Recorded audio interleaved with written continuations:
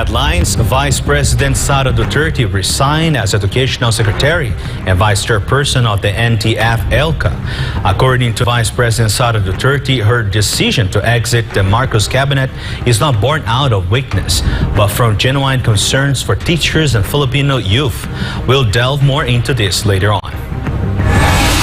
Amid a maritime dispute between the Philippines and China, former Defense Secretary Norberto Gonzales shared his candid insights on why the Philippines is vulnerable to exploitation and conflicts. And a political analyst has long suspected the spread of an anti-vaccine campaign against China during the COVID-19 pandemic, as reported by Reuters. Delving into this controversial claim, he cites two main reasons why the U.S. military might have orchestrated their secret campaign. I'm Deivid Lira. Newsline World starts now.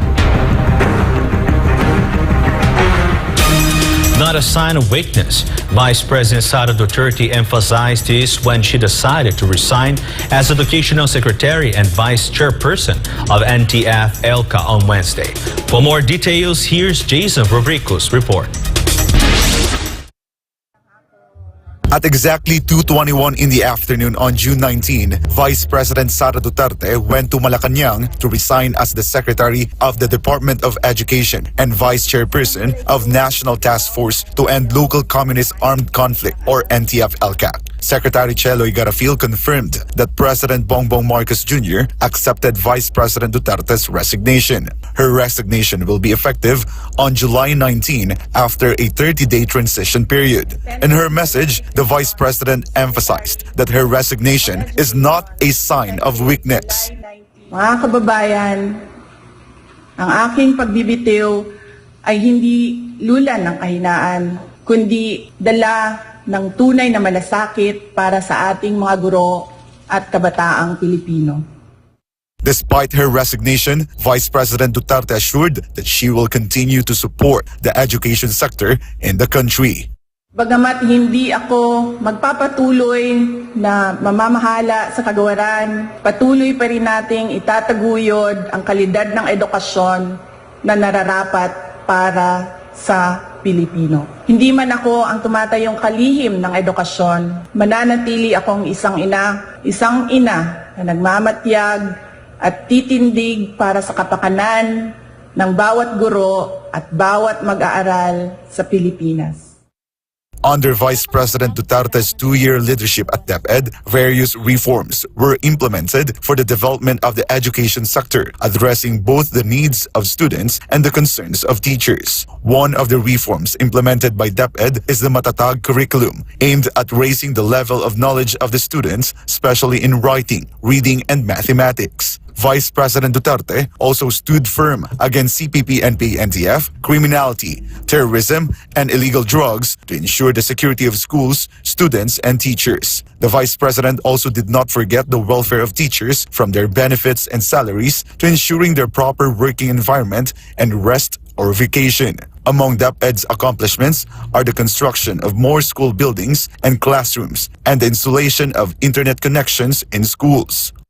I did not do this alone, nor do I claim to have done so. I would like to take this moment to express my profound gratitude to those who took part in this journey. To my DEPED family, Execom, Mancom, Central, Regional, Division, and school officials, teachers, and non-teaching personnel, thank you for your unwavering support, hard work, and dedication to serve the Filipino people. Mabuhay kayo. As DEPED Secretary, Vice President Duterte received high trust and performance ratings from various surveys. DEPED was also recognized as a trusted government agency during the Vice President's stint. For God and my beloved Philippines, I am Jason Rubrico, SM9 News. For former Department of National Defense Secretary Norberto Gonzales, the Philippines' weakness is why it is susceptible to being exploited by other countries and drawn into conflicts. For him, the recent bullying by China does not yet constitute an actual threat of war. Learn these full details in Almar Forzuelo's exclusive report.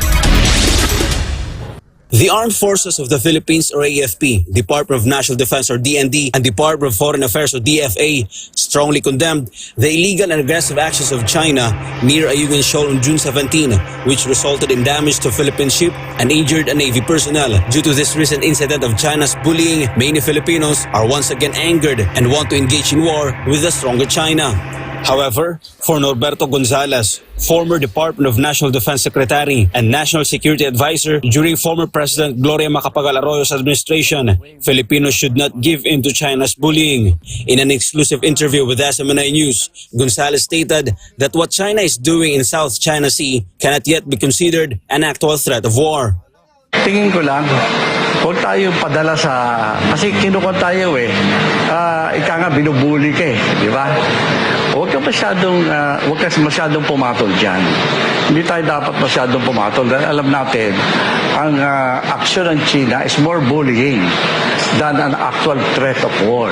Gonzales explained that the issue over disputed territories is unresolved because large and wealthy countries do not respect the Philippines.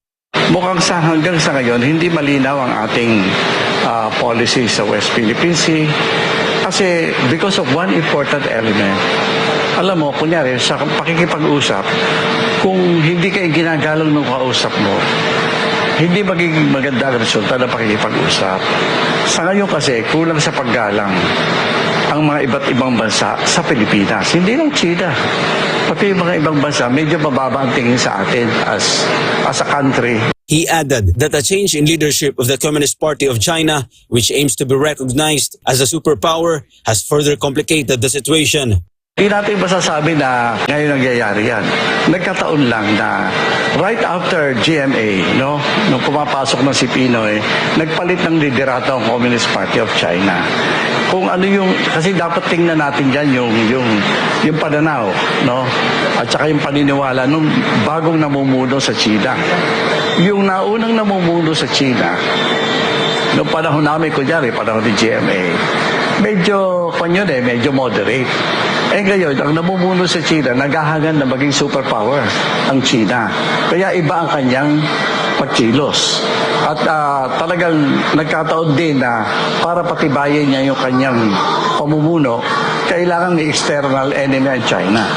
Ang pinakamagandang external China, Philippines. Dahil madaling talunin. It is not just the weakness of the Philippines that causes us to be caught in wars. We are also used by foreigners like the Americans. Dapat alam na natin yan, bakit ka ginagamit? Kasi ang dali mong gamitin. Kaya kailangan patibayin natin. Alam mo, mahirap yung nagre-reklamo ka na hindi mo naman kayang panindigan yung reklamo mo. Very important to us as a people and as a nation to begin showing some substance and strength. Kailangan ipakita mo yan. Kaya tayo ginagamit yan ng Amerikano. Ano magagawa natin? Nakakalupot nga Ginagamit ka na, ginagawa ka pa utusan Di ba? Pero that's reality. Because that is the appreciation of the world when it comes to the Philippines. For Gonzales, nothing will come out of a dialogue between the leaders of China and the Philippines. Kung tatanungin niyo ako ang pag-uusap ng dalawang leader, hindi magiging fruitful as of now. Ang importante, ipakita muna ng Pilipinas na meron siyang dapat irespeto ng China. Sa ngayon, hindi pa natin na ipapakita yan. What we have is an armed forces na kulang sa gamit, maliit. Tapos ang tingin naman sa lipunan ng Pilipinas, madaling suhulan, corrupt, mga utusan lang ng mundo yan. Yan ang tingin sa atin So, paano ka makikipag-usap sa isang Xi Jinping? Leader ng napakalaking bansa na gusto pang maging leader ng daigdig. For the former Defense Secretary, what Philippines should do is to stand on its own feet and show the world that even without powerful military equipment, we can still defend our sovereignty through our patriotism. Kailangan, kung tayo gagawa ng kilos, tingnan natin mabuti yan. Yung anong kailangan natin gawin para igalang tayo ng ibang bansa. Para tayo respetuhin ng China at ng ibang mga bansa dito sa paligid natin, kailangan ipakita natin na tayo mga Pilipino may sariling plano. may sarili tayong nararapat gawin na medyo makakakontribute tayo sa pagpipigil ng giyera. Kung maipapakita natin yan, malaki epekto sa dialogue. Sa tingin ko, kaya nga ako, ina-advocate ko yung pagbabalik ng mandatory military service during this time. Kasi yan ang ating major advantage sa kasalukuyan. For God and my beloved Philippines, Almar Forzuelo, SMNI News. A political analyst has long suspected the spreading of an anti-vax campaign against China during the COVID-19 pandemic. As reported by the Reuters, he cites two main reasons why America did this. More details with Carlo de la Peña. Report. Ngayon, bakit tayo medyo napuruhan dyan dito patungkol dito sa disinformation sa COVID-19, sa anti-vax, anti-vaccination? Dahil nga po tayo ang nasa center point ng conflict nila with China. According to political analyst and former Philippine diplomat Adolfo Caado Paglinawan, the Philippines is not the only country targeted by America in spreading disinformation during the COVID-19 pandemic. He says America prioritized the country due to the foreign policy of former President Rodrigo Duterte of being close to China. Kaibigan nyo ba yan? Diyan na magbibigay sa inyo ng COVID-19. Caado mentioned that he has long suspected this issue, so he was not surprised, especially since it was international media, Reuters, that exposed it. Sa analysis ng Reuters at mga medical journals, ginawa nila ito, unang-una established, it has something to do with the geopolitical conflict in which the Philippines is involved against China. Aside from this, Paglinawan points out another reason why America wants this to happen to China. This is because of the big pharmaceutical companies whose sole aim is to sell vaccines. Ayaw nila na tayo ay bumili ng karamihan ng ating bakuna, especially Sinovac, from China. In fact, ginamit din nilang leverage yan against the foreign policy natin na kung hindi i-is ni Presidente Duterte ang pagtanggi sa mga hinihingi ng military ng Estados Unidos, titipirin din nila tayo sa mga bakuna. Gusto nilang pabagalin ang vaccination program natin using the China vaccine, Sinopharm at saka Sinovac, para mas marami ang maibenta nila dito sa atin. So, meron din hong perang involved dito. Napakalaking pera po yan, no? Recently, the investigative report by Reuters titled "Pentagon Ran Secret Anti-Vax Campaign to Undermine China During Pandemic" became a hot topic on social media. The report alleges that the U.S. created propaganda during the height of the COVID-19 pandemic to scare people away from getting vaccinated with Chinese-made vaccines. For God and my beloved country, the Philippines, this has been Carlo de la Peña, SMNI News. Up next, a commercial vessel struck by Houthi missiles last week has tragically sunk into the Red Sea. The attack resulted into the death of one Filipino seafarer, while 21 others were evacuated and safely returned to the Philippines. And rescuers continue to scramble for more survivors of the devastating landslide in Ecuador, as the death toll has risen to 8 over the past 4 days. More news after the break.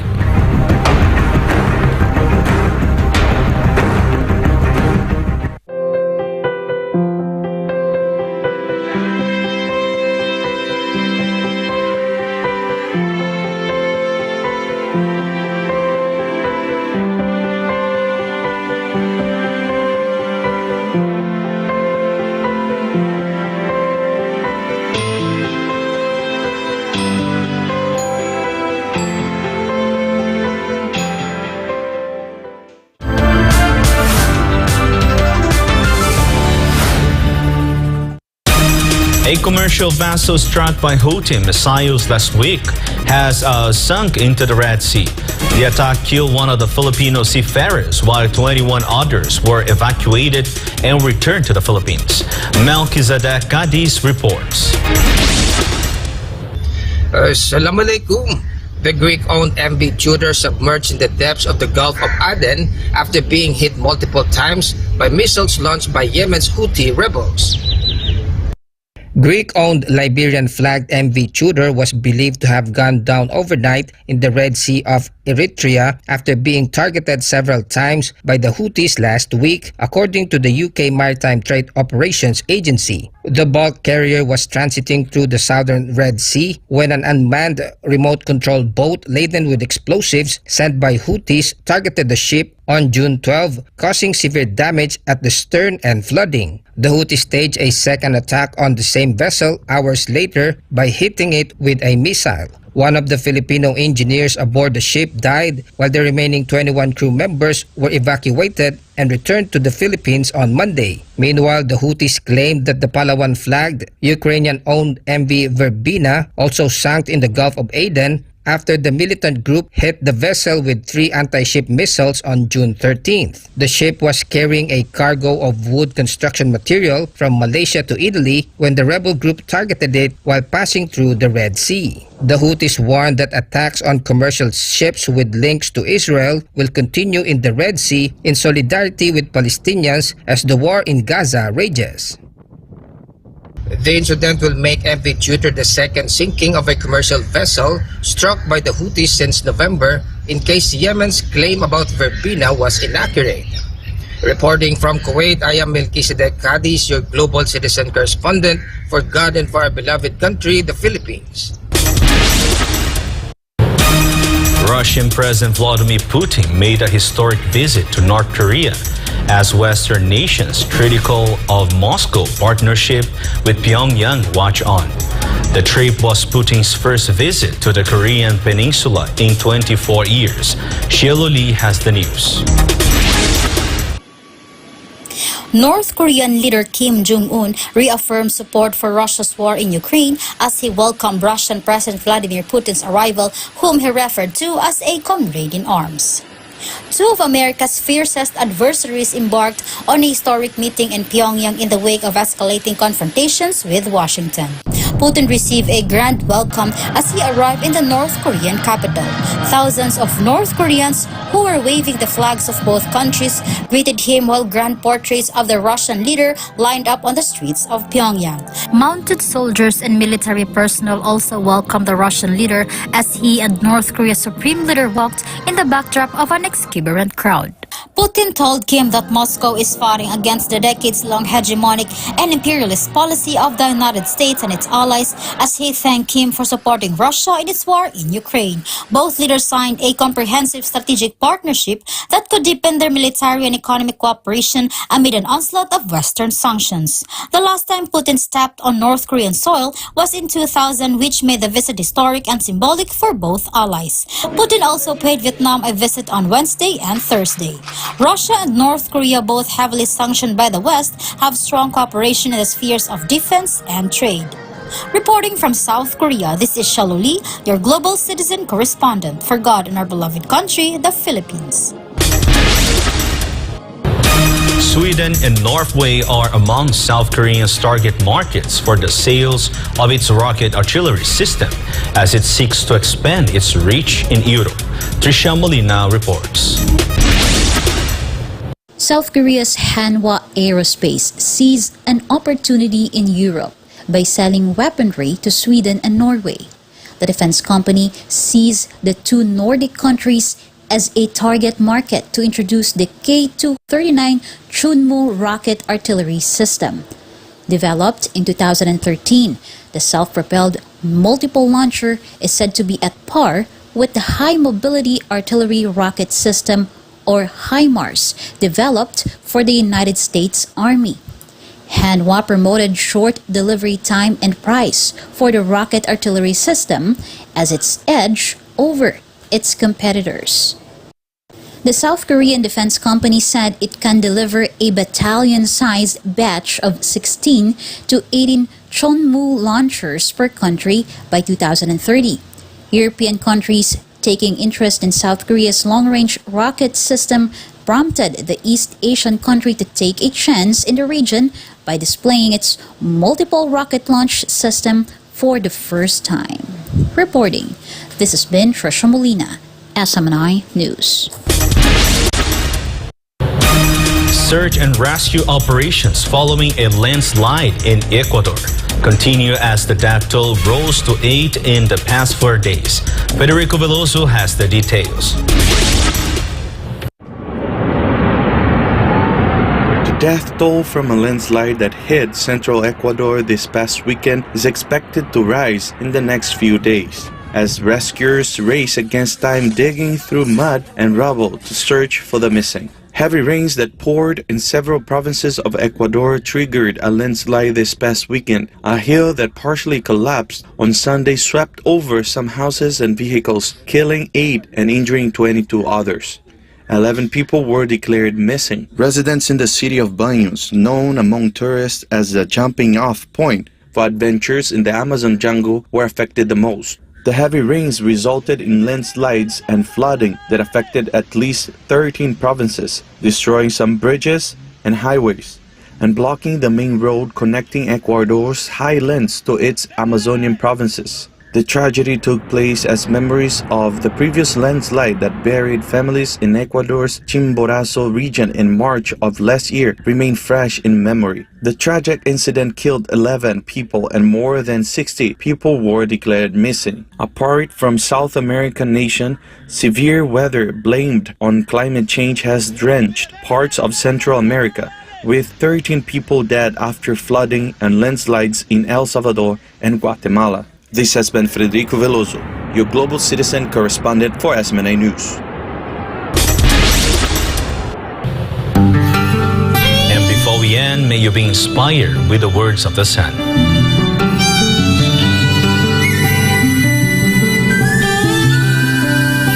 The greatest love is when you are willing to live and die for a cause.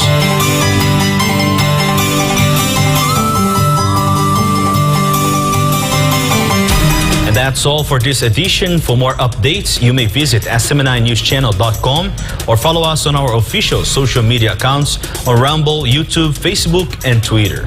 For God and Country, the Philippines, I'm Deivid Lira, and this is Newsline World.